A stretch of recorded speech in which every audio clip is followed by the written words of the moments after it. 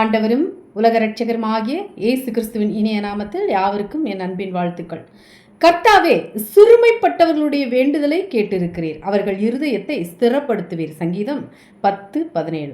நாங்கள் உமது இரட்சிப்பினால் மகிழ்ந்து எங்கள் தேவனுடைய நாமத்திலே குடியேற்றுவோம்.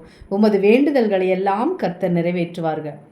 கர்த்தரிடத்தில் மனமகிழ்ச்சியாயிரு, அவர் உன் இருதயத்தின் வேண்டுதல்களை உனக்கு அருள் செய்வார். பிரதானமாய் சொல்லுகிற புத்தி என்னவெனில், எல்லா மனுஷருக்காகவும் விண்ணப்பங்களையும் ஜெபங்களையும் வேண்டுதல்களையும் ஸ்தோத்திரங்களையும் பண்ண வேண்டும். அவர்கள் உம்மை நோக்கி வேண்டிக் கொள்வதன்படியெல்லாம் தேவரீர் அவர்களுக்கு செய்யும்படி உம்முடைய கண்கள் உமது அடியானின் வேண்டுதலுக்கும் உமது ஜனமாகிய இஸ்ரவேலின் வேண்டுதலுக்கும் திறந்திருப்பதாக. மலடியாயிருந்த தன் மனைவிக்காக ஈசாக்கு கர்த்தரை நோக்கி வேண்டுதல் செய்தான். கர்த்தர் அவன் வேண்டுதலை கேட்டருளினார். அவன் மனைவி ரெபேக்காள் கர்ப்பம் தரித்தாள். யோபு தன் சிநேகிதற்காக வேண்டுதல் செய்தபோது கர்த்தர் அவன் சிறையிருப்பை மாற்றினார். யோபுக்கு முன் இருந்த எல்லாவற்றை பார்க்கிலும் இரண்டத்தனையாய் கர்த்தர் அவனுக்கு தந்தருளினார்.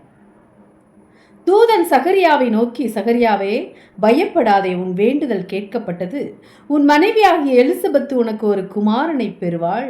அவனுக்கு யோவான் என்று பெயரிடுவாயாக என்றார். அந்தபடி ஆவியானவரும் நமது பலவீனங்களில் நமக்கு உதவி செய்கிறார். நாம் ஏற்றபடி வேண்டிக் கொள்ள வேண்டியதின்னதென்று அறியாமல் இருக்கிறபடியால் ஆவியானவர் தாமே வாக்கு கடங்காத பெருமூச்சுகளோடு நமக்காக வேண்டுதல் செய்கிறார். நீங்கள் சொஸ்தமடையும்படிக்கு உங்கள் குற்றங்களை ஒருவருக்கொருவர் அறிக்கையிட்டு ஒருவருக்காக ஒருவர் ஜெபம் பண்ணுங்கள்.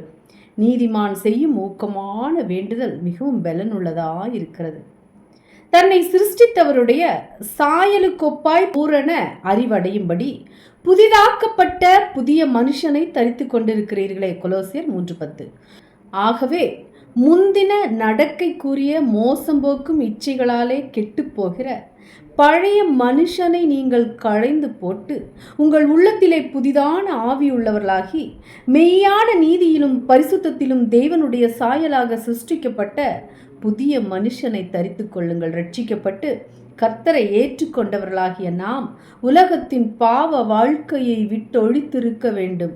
பழைய கோபமும் எரிச்சலும் பழி வாங்குதலும் அடங்காதவர்களுமாய் இருப்பீர்களானால் நீங்கள் புதிய சிருஷ்டி அல்ல, பழைய சிருஷ்டியே.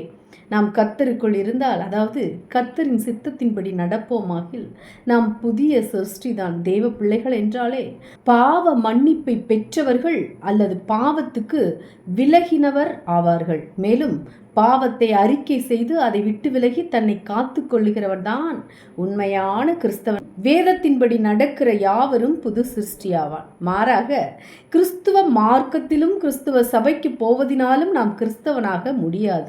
கிறிஸ்தவன் என்று சொல்லிக் கொள்வதினாலும் கிறிஸ்தவ பெயரினாலும் புது சிருஷ்டியாக முடியாது. நம்மில் பாவம் ஆளுகை செய்யாத வரைக்கும் நாம் யாவரும் புதிய சிருஷ்டிதான். கர்த்தர் உங்களை ஆசீர்வதிப்பாராக. நீங்கள் ஆசீர்வதிக்கப்பட்டவர்கள். ஆமென். அல்லேலூயா. Price God.